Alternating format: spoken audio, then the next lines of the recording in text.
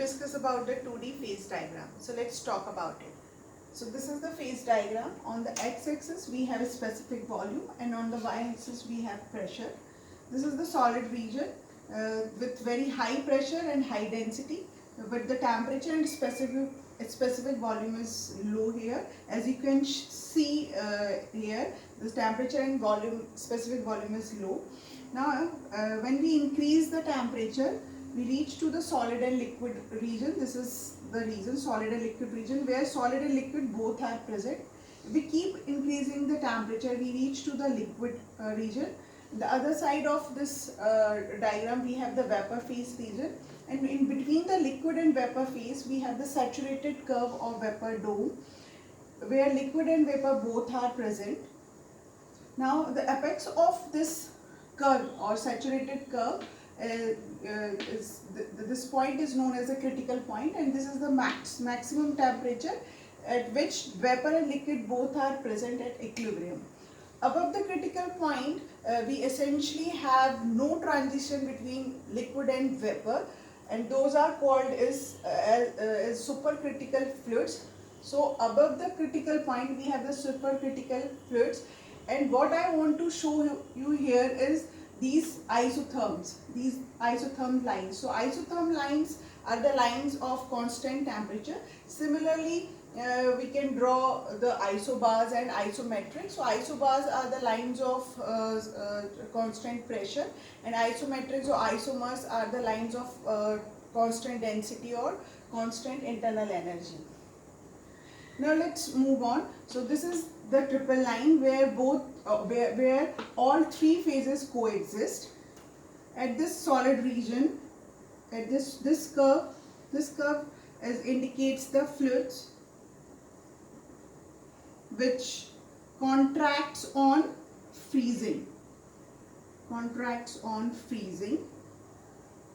And at the interface of, this is the interface of solid liquid. At the interface of solid liquid, we have this dotted line which indicates or which shows the fluids which expands on freezing. Above the saturated vapor, we have superheated vapor, and the temperature of superheated vapor is more than the saturated vapor. And on the left hand side of the saturated, this curve is for the saturated liquid. So left hand side of the saturated liquid, we have subcooled liquid region, and the temperature is lesser than the saturated liquid. So the subcooled liquid are colder than the saturated liquid. Now let's talk about the isotherm. So isotherms are very important. So what I am doing over here, let's consider we are here at this point where the temperature where the pressure is very low. And let's consider the density of whatever the fluid is here is unknown. And if I increase the pressure, so when I increase the pressure, the density of the fluid will also increase, but the specific volume will decrease. So when we increase the pressure, so we are just keep increasing the pressure, and we slide along with the isotherm line. This is the isotherm line. So we are increasing the pressure at constant temperature, and we slide along with this isotherm line, and we reach to this one point at saturated curve, which is called the saturated vapor point. Okay, so how we define this saturated vapor point? So once you define the temperature, we basically how we define this any state of any fluid, we can define the state of any fluid by defining the two intensive thermodynamic property. So once you define the temperature, then I am introducing one more property which is called the quality.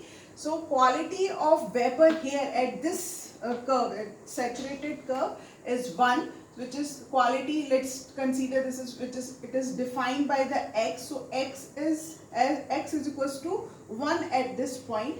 So if we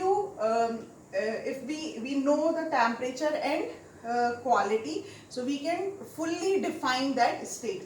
If now we keep increasing the pressure at constant temperature, and then we enter into the this dome or saturated region where both vapor and liquid are present, and our vapor is keep condensing, and then we reaches to this point. This is this point at saturated liquid curve.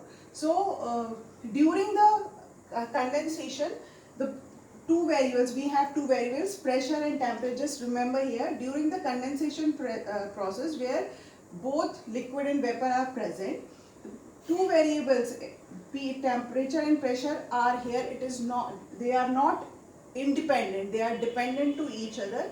And then where our liquid is fully condensed and it is converted into the liquid, and at this point the x is equals to 0. The quality of vapor is equal to 0, and then if we keep increasing the pressure, then we reaches to the solid liquid and then solid region. Now let's talk about the quality. So quality in thermodynamic has specific meaning, and we can define the quality. We can define the quality only in the saturation region. Okay, in this particular region we can only we use this term quality only for the saturation region. So what is quality? So quality is the ratio of mass of vapor to the mass of mixture. So mass of mixture means mass of liquid plus mass of vapor in this region. Okay, so this is called quality. Okay, at this saturated vapor curve, the quality of vapor is x is equals to 1, and at saturated liquid this is x is equals to 0.